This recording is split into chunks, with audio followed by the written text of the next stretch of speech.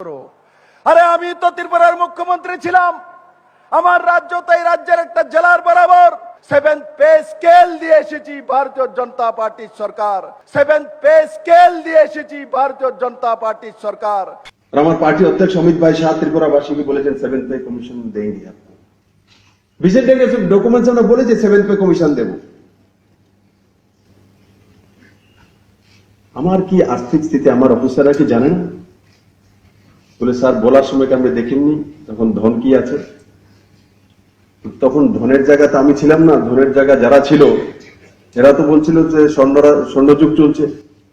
সমস্ত ওয়েস্ট বেঙ্গলের কর্মচারীদেরকে বলছি আমরা ইলেকশন আগে বলেছিলাম প্রথম ক্যাবিনেটেই 7th পে স্কেলের ঘোষণা করব। আমরা সেইভাবে ত্রিপুরাতে প্রথম যেটা কাজ করেছি 7th পে স্কেল ত্রিপুরাতে আমরা দিয়ে দিয়েছি। আমরা সেই সরকার যে কর্মচারীদেরকেও সেই সুযোগ দিয়ে কাজ করার ব্যবস্থা করি। আমার পার্টি অধ্যক্ষ অমিত ভাই শাহ ত্রিপুরাবাসীকে বলেছেন 7th পে কমিশন দেয়নি। ভিজিট ডকুমেন্টস আমরা বলেছি 7th পে কমিশন দেব। আমার কি আর্থিক স্থিতি আমার অফিসাররা কি জানেন? বলে স্যার বলার সময় আমরা দেখিনি তখন ধন কি আছে।